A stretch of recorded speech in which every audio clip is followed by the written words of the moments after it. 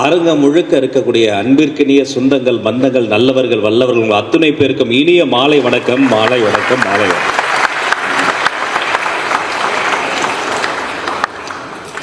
அண்ணன் ஐஸ்வரி கணேசனை பேசும்போது young ministers எங்க இருக்காங்கன்னாரு. இருக்கிறதுலே யங்கஸ்ட் எங்க ஹானரபிள் ஸ்பீக்கர் சார் தான். Is always 16 by heart. நீங்க அசம்பிளியில பார்த்துருப்பீங்க, அங்க ஒரு உறுப்பினர் எழுந்து எம்ஜிஆர் சாருடைய ஒரு லைனை பாடினோன்னா அடுத்த லைனையும் சொல்லு அப்படின்னு சொல்லி இன்னும் விட்டுருந்தா இன்னும் கொஞ்சம் அவர் பாடியே இருப்பார், பாட்டாவே பாடிட்டேன்ற மாதிரி.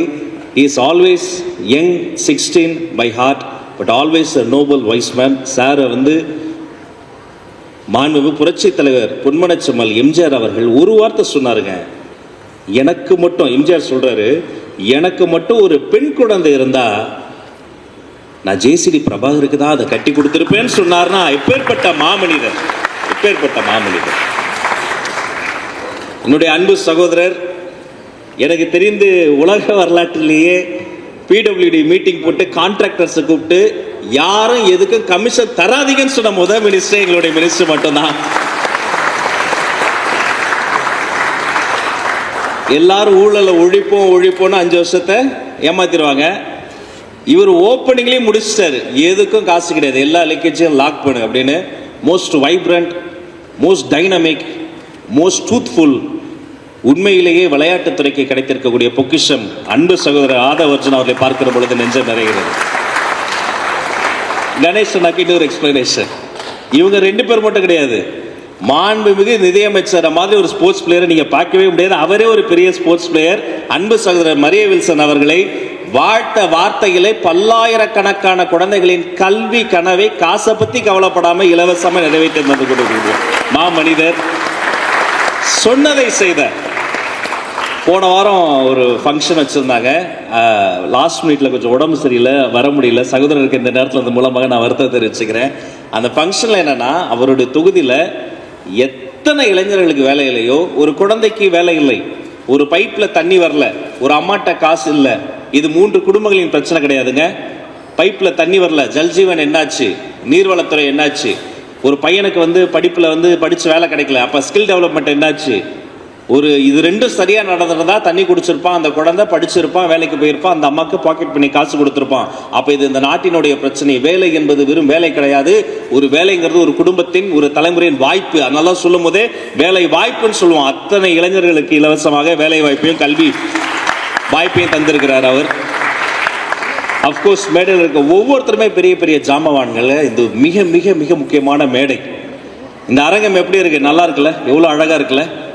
ஏன்னா இது என் தொகுதி எழும்பூர்ல இருக்கு, எழும்பூர் மியூசியம்ல இருக்கு, பல ஆண்டுகளா இருக்கு. இப்ப ரீசெண்டா ரெனோவேஷன் ஒர்க்லாம் நடந்து ரொம்ப அழகா மாத்தி இருக்கிறோம்.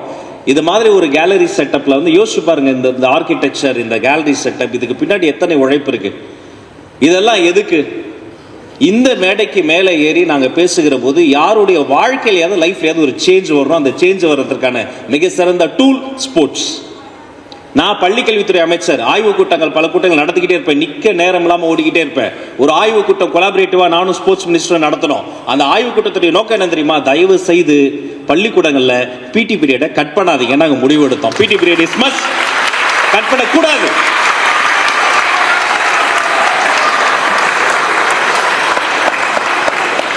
ஒரு மாணவனுக்கு வகுப்பறை எவ்வளவு முக்கியமோ, ஒரு பையனுக்கு ஸ்டடிஸ் எவ்வளவு முக்கியமோ, அவ்வளவு முக்கியம் ஸ்போர்ட்ஸ் கிரவுண்டுன்னு அதை பிலீவ் பண்ணி அதை சொன்னதோடு இல்லாமல், நான் எவ்வளோ சின்ன பையன், எவ்வளோ சின்ன ஒரு மனிதன், என்னை நேரில் வந்து பார்த்து எனக்கு அது சம்மந்தப்பட்ட தரவுகள்லாம் சொல்லி அவர் வேணுங்கிறத சாதிச்சிட்டாரு. இப்போ தமிழ்நாடு முழுக்க இருக்கக்கூடிய ஸ்கூல்ஸில் பள்ளி கல்வித்துறையினுடைய எந்த இடம் இருந்தாலும் அது மேம்படுத்தப்பட்ட விளையாட்டு மைதானமாக மாற்றுவதற்கான விதையை இந்த மனிதர் போட்டு விட்டார். இனி விளையாட்டுத்துறை அமோகமாக இருக்கும்.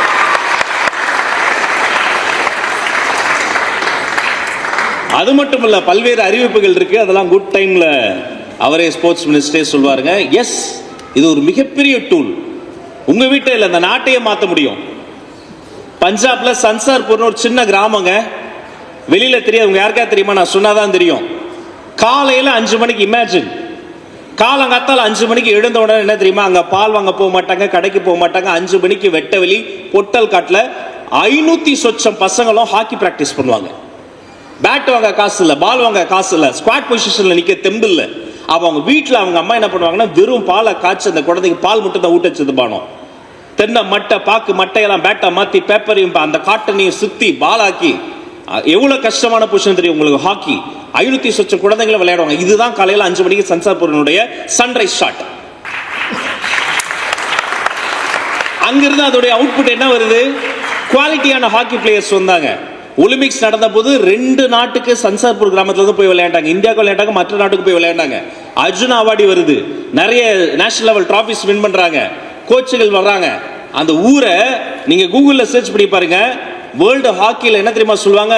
தி மெக்கா ஆஃப் வேர்ல்டு ஹாக்கின்னு சர்ச் பண்ணீங்கன்னா சன்சார்பூர், அந்த அளவுக்கு அந்த கிராமம் வளர்ந்தது. பெருமையா இருந்தது. அங்க போய் நீங்க அட்ரஸ் கேட்டீங்கன்னு வைங்க, நீங்க போய் அந்த கேப்டன் இருப்பார்ல, அவர் வீட்டில் லெஃப்ட் எடுத்து நேராக போனால் டிராக்டர் வரும்.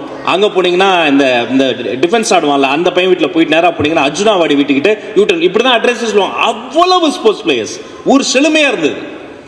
70களினுடைய ஆரம்பத்தில் அங்கே ஸ்போர்ட்ஸுக்கான முக்கியத்துவம் குறைந்தது, போதைப் பொருள் அதிகமானது. உலகத்தில் எல்லா குற்றமும் பெரிய குற்றம், குற்றங்களிலே பெரும் குற்றம் குற்றங்களின் தாய்மடி போதை பழக்கம். அந்த போதை பழக்கம் அறிமுகப்படுத்தப்பட்டது. என்னாச்சு? ஹாக்கில இருந்து இன்ட்ரெஸ்ட் போச்சு. எம்டி கிரவுண்ட்ல அபகரிச்சாங்க, விளையாடக்கூடாதுன்னாங்க. டீவியேஷன் அதிகமாச்சு, ஆக்சிடென்ட்ஸ் அதிகமாச்சு, ரோட் ஆக்சிடென்ட்ஸ் அதிகமாச்சு. யார்கிட்ட போய் எந்த அட்ரஸ் கேட்டாலும் இப்படி போங்க, அந்த வாடி வீட்டுக்கு போங்கன்னு சொன்னவங்களாம் அங்க அந்த வீல் சேர்ல வருவாரு, அந்த அங்கிள் வீட்டுல போங்க. இன்னொருத்தர் கையிலே அந்த வீட்டுக்கு போங்க. மெக்கா ஆஃப் இந்தியன் ஹாக்கின் வர்ணிக்கப்பட்ட சன்சார்பூர் ஹாக்கியினுடைய வரைபடத்தில் இருந்து மெல்ல மெல்ல காணாமல் போனது. விளைவு இந்தியன் ஹாக்கிக்கு அது ஒரு பின்னடைவு அமைந்தது. சர்வதேச அளவில் ஹாக்கி ஃபீல்டுக்கு, ஹாக்கி என்ற ஒரு விளையாட்டுக்கு அது ஒரு பின்னடைவு அமைந்தது. அதில் இருந்து மீண்டு கொண்டு வர படாத பாடுபட்டாங்க. இதை வச்சு ஒரு பெரிய படம் கூட எடுத்தாங்க. அப்ப எல்லா விஷயத்திற்குமான தாய்மொழி என்ன தெரியுமா? அந்த போதை பழக்க வழக்கம். அந்த போதையிலிருந்து, அந்த போதையின் பாதையிலிருந்து ஒரு குழந்தையை காப்பாற்ற யார் தெரியுமா வேணும்? இந்த ஸ்போர்ட்ஸ் வேணுங்க. இந்த ஸ்போர்ட்ஸ் வேணும். இவங்கள மாதிரி ஸ்போர்ட்ஸ் ப்ரமோட்டர்ஸ் பண்றது ஒரு மிக நல்ல காரியம். தயவு செய்து நீங்க இன்னும் நிறைய சப்போர்ட் பண்ணுங்க. இந்த ஸ்போர்ட் ப்ரமோட்டர்ஸ் வர்றாங்கன்னு சொன்னா வெறும் அந்த ஃபீல்டு மட்டும், அந்த பர்டிகுலர் துறை மட்டும் வளரல, நம்ம குடும்பம் வளரும், நம்முடைய குழந்தைகள் வளருவாங்க, ஆரோக்கியமா இருப்பாங்க. அடுத்த தலைமுறைக்கு நாம சேர்த்து தர வேண்டிய மிக முக்கியமான செல்வம் தெரியுமா? ஆரோக்கியம். என் குழந்தைக்கு நான் எங்கேயா வெளில போகும்போது கூட்டு போறேன், நான் சர்ச்சு போறேன், மசூதி போறேன், கோவிலுக்கு போறேன், போவே வாடா கூட வாப்பா அப்படின்னா கம்பல் பண்ணி கூட்டு, நான் போற நல்ல இடத்துக்கு கூட்டு போவேன். நான் வேற ஒரு இடத்துக்கு போறேன், அந்த இடத்துக்கு நான் போகவே கூடாது, 18 வயசுக்கு மேல இருக்கதான் போனாங்க, மதுபானம் இருக்கு, அந்த இடத்துக்கு நானே குழந்தை கூட்டு போவேனா? மாட்டேன். ஏய் எதுக்கு இங்க வர, இந்த இடத்துக்குலாம் வரக்கூடாது, மோசமான விஷயம், அது உடம்பை கெடுக்கும் சொல்லுவோமா மாட்டோமா? ஆனா இத்தனை ஆண்டுகளாக எஜுகேஷனல் இன்ஸ்டிடியூஷன்ஸ், பள்ளிக்கூடங்கள், கல்லூரிகள், கல்வி சாலைகள் இருக்கிற இடத்துக்குலாம் ரொம்ப ஈஸியா வீதிக்கு வீதி திரும்பிய திசையெல்லாம் பல்வேறு விஷயங்களை திறந்து வச்சிருந்தாங்க. மாண்புமிகு தமிழ்நாடு முதல்வர் சி ஜோசப் விஜய் அவர்கள் வந்தார். 717 மதுபான கடைகள் மூடப்பட்டது, கையெழுத்து போடப்பட்டது. நான் பொதுவா குழந்தைங்க முன்னாடி அரசியல் பேச மாட்டேன், இது அரசியல் கிடையாது, நான் ஒரு விழிப்புணர்வா இதை நான் சொல்றேன். அந்த பேரை கேட்டோம், அந்த குட்டிஸ் கத்துறதை பாத்தீங்கல்ல, அந்த சந்தோஷத்தை பாத்தீங்கல்ல. நெக்ஸ்ட் அடுத்த தலைமுறை இந்த நாடு, இந்த தேசம் இருக்கு பாருங்க, அவங்க கையில தான் இருக்கு. அப்ப நாம என்ன பண்ணோம்? எவ்வளவு ஸ்போர்ட்ஸ் அவைலபிள் இருக்கு பாருங்க. ட்ரெடிஷனல் ஸ்போர்ட்ஸ் ஒன்று இருக்கு, எமர்ஜிங் ஸ்போர்ட்ஸ் ஒன்று இருக்கு. ட்ரெடிஷனல் ஸ்போர்ட்ஸ்லாம் நாம தான் கில்லி, சும்மா சொல்லக்கூடாது. சேப்பாக்கம் கிரவுண்ட்ல மட்டும் கிடையாது, சின்னதா ஸ்ட்ரீட்ல கூட எங்க பசங்களை மாதிரி கிரிக்கெட் ஆடுறதுக்கு ஆளே கிடையாது. வட சென்னை முழுக்க மேடையில் இருக்கிறோம். காலையில நீங்க எந்த கிரவுண்டுக்கு போனீங்கனாலும் டர்ஃப் இருக்கோ இல்லையோ, ஃபுட்பால போட்டீங்கன்னா 30-40 பசங்க உள்ள விழுந்து ரத்த சிந்தி வேறு சிந்தி விளையாடுவோம். எங்களுக்கு ஸ்போர்ட்ஸ் என்பது தான் மதம், எங்களுக்கு ஸ்போர்ட்ஸ் என்பது ஒரு வாழ்வின் ஒரு அங்கம். உழைப்பாளர் இருந்தவர்களுக்கு ஸ்போர்ட்ஸ் ரொம்ப முக்கியம். ஆனா எமர்ஜிங் ஸ்போர்ட்ஸ் நிறைய வந்துருச்சு. பிக்கிள் பால்ன்றாங்க, ஒலிம்பிக்ஸ்ல நிறைய ரூல்ஸ்லாம் வந்துச்சு. அப்ப இது தியரிட்டிக்கலாவும் டெக்னிக்கலாவும் கற்றுக்கொள்வதற்கான ஸ்கோப் நமக்கு வேணும், அந்த வாய்ப்பு வேணும். நான் ஆரம்பத்தில் சொன்னேனே, ஒவ்வொரு வேலையும் ஒரு வாய்ப்பு, வேலை வாய்ப்புன்னு சொல்றோம். இந்த விளையாட்டு மைதானமும் மிக சிறந்த வாய்ப்பு. தயவு செய்து உங்க வீட்டில் நாளைக்கு போன உடனே குழந்தைய டெய்லி கிரவுண்டுக்கு போக சொல்லுங்க. அந்த குழந்தை ஸ்கூலுக்கு போற மாதிரி, கோயிலுக்கு போற மாதிரி விளையாட்டு மைதானத்துக்கு போகணும். சுவாமி விவேகானந்தர் சொல்றார், நான் கீதையை படிப்பதை போல மைதானத்தில் விளையாடுவதன் மூலமாக சொர்க்கத்தின் அருகில் செல்கிறேன்றார். நீங்க விளையாட்டின் மூலமாக உங்களுக்குள்ளார அந்த தீய எண்ணங்கள் மறையும், விளையாட்டின் மூலமாக உடல் வலுப்பெறும், விளையாட்டின் மூலமாக தன்னம்பிக்கை வளரும். வேற யாரும் எடுத்துக்காட்ட வேண்டாம். ஒரு குழந்தை பிறந்த உடனே வளரும் வயது வரை பெற்றோரை இழக்கக்கூடாது, அந்த குழந்தை இழந்தது. வளரும் வயதில் ஊட்டச்சத்தை இழக்கக்கூடாது, அந்த குழந்தை ஊட்டச்சத்து மிக்க உணவுகளை இழந்தது. வளர்ந்த பின்பு அந்த குழந்தைக்கு நல்ல நண்பர்கள், என்விரான்மெண்ட் இருக்கணும், ஒரு சொந்தமாக ஒரு வீடு இருக்கணும், அந்த குழந்தை அதை இழக்கவே கூடாது, அதையும் இழந்தது. 1000 தடைகள் போட்டாங்க. ஆனால் அப்பா அம்மாவை இழந்து வளரும் வயதில் சொந்தமாக ஒரு இடம் கூட இல்லாமல் வெறும் அரசாங்கத்தினுடைய ஒரு ஹாஸ்டலில் சத்துணவை மட்டுமே தின்னு சாப்பிட்டு வளர்ந்து ஒரு நாள் கிரவுண்டில் போய் அவருக்கு கையில் ஸ்போர்ட்ஸ் கிடைக்குது. அந்த ஸ்போர்ட்ஸ்லையும் பாலிடிக்ஸ் இருக்கு. ஸ்போர்ட்ஸில் ரெக்கமெண்டேஷன் வருது. ஸ்போர்ட்ஸில் யாரோ ஒருத்தர் எங்கிருந்தோ வந்து ஒரு ரெக்கமெண்டேஷன் லெட்டரை வச்சு அவன் நேஷனல்ஸுக்கு போகிறான். அப்போ இது முறியடிக்கு நாம என்ன பண்ணோம், இன்னும் ஹார்ட் ஒர்க் பண்ணி அந்த குழந்தை அந்த நேஷனல் டீமில் போகிறாரு, அந்த நேஷனல் பிளேயர் ஆறாரு. நேஷனல் பிளேயர் ஆனதோட அந்த ஃபெடரேஷனில் இருக்கிற பாலிடிக்ஸ் ஒழிக்கணும்னா ஆக்டிவ் பொலிட்டிஷியன் இல்லைங்க, ஆக்டிவாக ஸ்போர்ட்ஸ்மேனாக இருக்கும்போது அதை தூக்கி போட்டு ஸ்போர்ட்ஸில் அந்த பாலிடிக்ஸ் ஒழிப்பதற்காக அந்த எலெக்ஷனில் நின்று ஃபெடரேஷனுடைய பிரசிடெண்ட்டாக வந்து இந்தியாவில் இன்னைக்கு பல ஸ்போர்ட்ஸ் பிளேயர்ஸ் ஒரு மாநிலம் விட்டு மாநிலத்துக்கு போகிறதுக்கு ட்ரெயின் டிக்கெட் வாங்குறதுக்கு கஷ்டப்பட்டு இருந்த சூழ்நிலையில் என்னுடைய வீராங்கனைகள் விமானத்தில் பறக்கிறாங்கன்னா அந்த குழந்தை அதை மாற்றியது. இனி யாரும் ஸ்போர்ட்ஸில் ரெக்கமெண்டேஷன் பண்ணக்கூடாது, காசு இல்லாமல் ஒரு பிளேயர் கஷ்டப்படக்கூடாது, ஊட்டச்சத்து இல்லாமல் கஷ்டப்படக்கூடாதுன்னு கொரோனா காலத்தில் கூட அந்த sports player, supporting staffs, coach எல்லாருக்கும் சேர்த்து பண உதவி செய்தது அந்த குழந்தை வேறு யாரும் கிடையாது, ஏதோ இந்த வளர்ந்த குழந்தை என் நண்பர் ஆதவ் அர்ஜுனா அவர்கள் தான். இவரை மாதிரி மனிதரை ரோல் மாடலா எடுத்துக்கங்க.